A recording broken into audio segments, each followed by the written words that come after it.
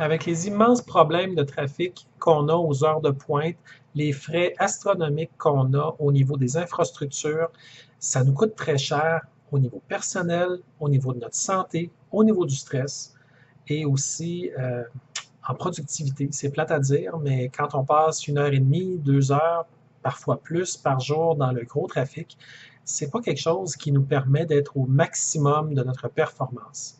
Or, le télétravail, qui auparavant était un peu plus dur d'accès, est maintenant plus facile que jamais grâce à des technologies de plus en plus sophistiquées, de plus en plus rapides. On vit dans un monde très connecté. Et au Québec, on est chanceux, on a l'accès à de l'Internet haute vitesse à des prix qui sont tout à fait corrects. Alors, ça vous permet de travailler de la maison, souvent en utilisant un logiciel comme Skype ou Facebook Workplace, le système pour l'entreprise.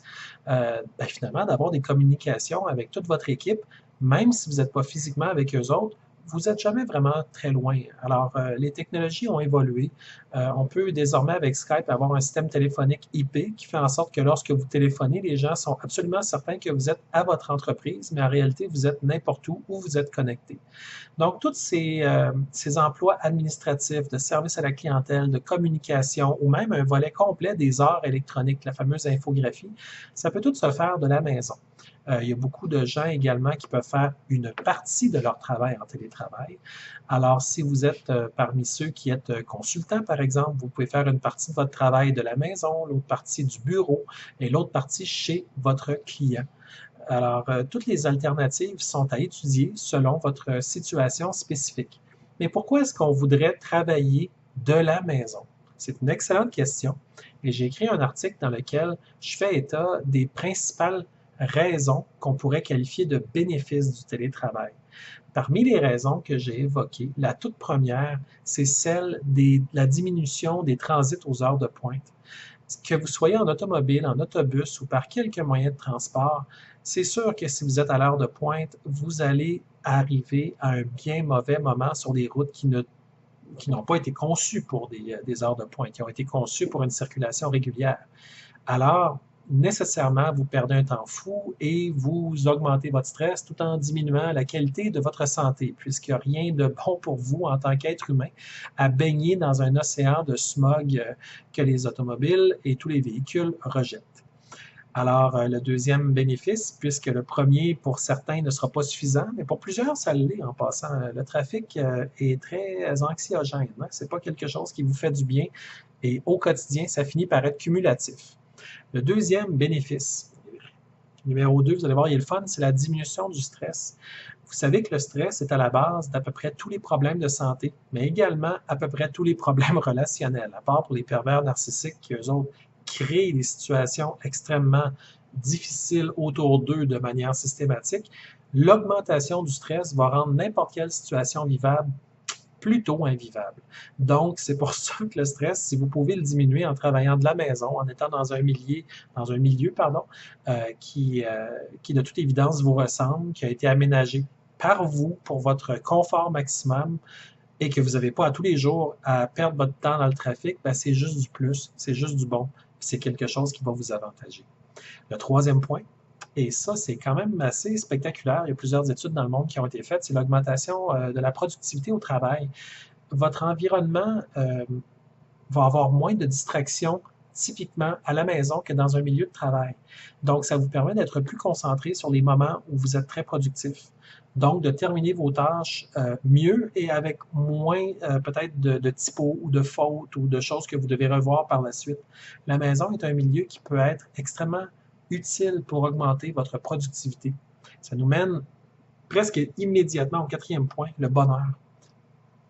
Spécifiquement lié au travail, oui, mais également le bonheur pour l'ensemble de votre vie, une espèce de sentiment de légèreté, celui où vous avez une nette impression d'avoir un beaucoup meilleur contrôle sur la partie professionnelle de votre vie.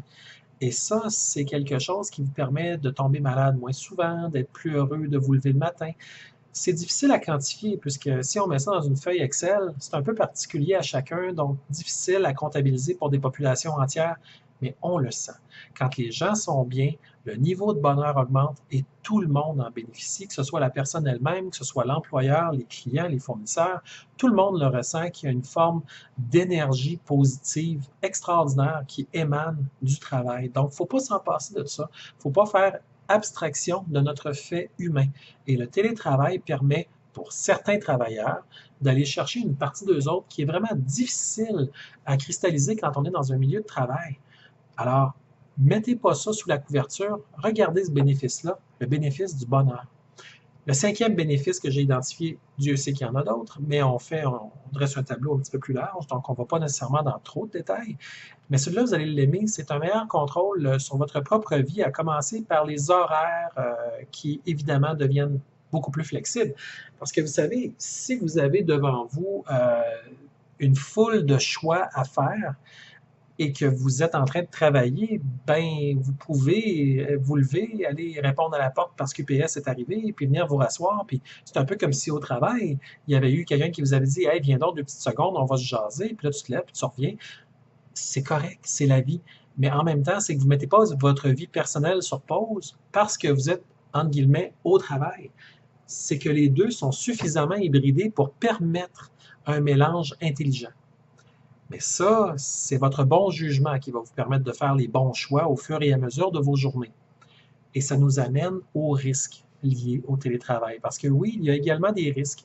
Il faut comprendre que si vous êtes quelqu'un qui avait, le premier risque, c'est le manque d'autodiscipline du télétravailleur. Hein, parce que si vous n'êtes pas discipliné, il va falloir le devenir parce que sans ça, vous ne serez pas capable de livrer la marchandise qu'on attend de vous. Que vous soyez à la maison ou au travail, il y a des impératifs de productivité. Il faut les atteindre. Et si vous le souhaitez les dépasser, mais à tout le moins les atteindre. Et si vous n'avez pas choisi de vous discipliner vous-même, vous risquez qu'un directeur qui, lui, doit justifier votre performance, le fasse à votre place. Puis là, une partie du bonheur que vous avez à travailler à la maison va peut-être être un petit peu diluée avec cette situation-là. Donc, autodisciplinez-vous et ce n'est que merveilleusement bon pour vous. Le deuxième risque, c'est la distance qui peut se créer entre la direction ou même les autres employés et le télétravailleur. Euh, Au départ, on peut identifier un isolement, ça peut être progressif et ça se peut que dans certains cas, ça puisse même nuire à votre avancement professionnel.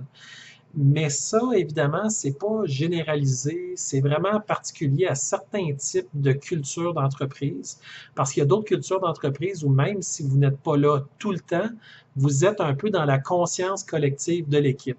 Puis quand beaucoup de monde travaille de la maison, ben là, la conscience collective, elle n'est pas distribuée dans un petit espace fermé qu'on appelle le lieu de travail, mais elle est distribuée partout où le travail a lieu, donc depuis la maison. Donc, ça crée finalement une relation beaucoup plus riche si votre culture d'entreprise favorise cette richesse-là.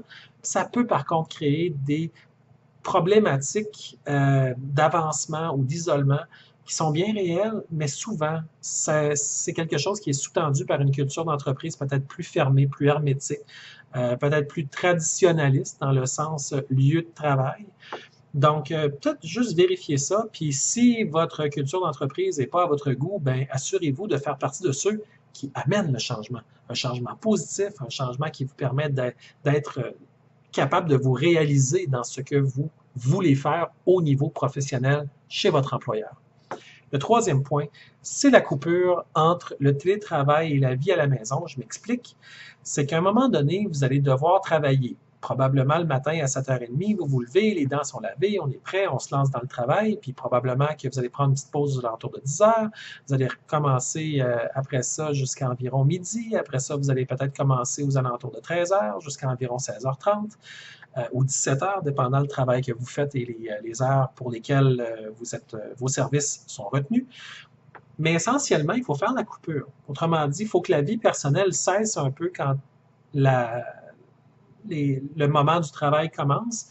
Et il faut aussi que le travail cesse quand votre vie personnelle est censée commencer, quand votre vie professionnelle se termine, ben, vous le savez, les repas, le ménage, les enfants si vous en avez, les parents à domicile si vous devez les avoir aussi, le conjoint, les amis, les sorties, tout ça, ben, il ne faut pas arrêter ça, mais il ne faut pas que vous fassiez un mélange hybridé entre votre travail et votre vie de famille, parce que là, ça va probablement vous amener des problèmes dans les deux sphères.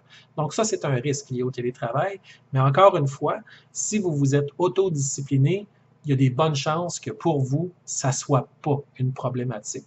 Vous utilisez dans le reste de votre vie votre meilleur jugement, votre gros bon sens. Alors, je suis persuadé que vous pouvez en faire usage également pour la partie télétravail de votre vie si vous le souhaitez. Le quatrième point de distraction possible, je l'ai amené parce que il y a des distractions qui sont plus liées à la maison, puis d'autres qui sont plus liées au milieu de travail. Mais dans les deux cas, je l'ai mis comme risque, mais en fait, le risque de distraction existe qu'importe où vous êtes. Vous pourriez être à la bibliothèque puis être distrait par quelqu'un qui vient de rentrer puis qui mange de la gomme. Alors, si vous êtes distrait à la maison par la voisine qui a décidé d'aller passer la tondeuse à 1h30 de l'après-midi pendant que vous vouliez conduire un appel avec un client, ben dites-vous qu'au travail, il aurait pu avoir des rénovations près de la cage d'ascenseur, puis ça aurait fait le même genre de bruit. Puis, à quelque part, les distractions liées à la maison, c'est un peu les risques du travail en général. Ce n'est pas quelque chose qu'on peut isoler avec le télétravail, c'est quelque chose qui existe qu'importe où vous êtes. Et parmi les distractions, c'est sûr que vous allez essayer de les éviter au maximum. Si vous avez un sous-sol, c'est peut-être un bon endroit pour faire le bureau. Si vous avez une pièce fermée, c'est peut-être une occasion de pouvoir fermer la porte et éviter certaines distractions. Donc, c'est à vous de voir un petit peu où est-ce que vous vous situez sur cet échiquier-là, puis comment vous pouvez rendre votre milieu de travail aussi professionnel que possible. Parce que vous êtes une personne qui est professionnelle, vous voulez donner le maximum de rendement à votre employeur, avoir une satisfaction au travail. Et pour ça, ça vous appartient. Il y a une partie qui est... En fait, ça fait quand même assez longtemps, si vous êtes un adulte, qu'on ne vous tient plus la main, mais à quelque part, en vous auto-responsabilisant, en vous auto-disciplinant, vous vous rendez service. Vous évitez un paquet de problèmes à la suite de quelque chose qui va être bien conduit. Vous avez vraiment mis la balle dans votre court, puis vous allez le sentir. Vous allez avoir une belle énergie, vous allez vous sentir à l'aise, vous allez terminer votre journée, vous allez fermer vos livres, vous allez être bien. Donc, oui, c'est du travail, de la discipline. Je ne vous dirais pas autrement. Pour l'avoir fait, si tu n'es pas discipliné, il vient un moment donné où ça devient plus difficile.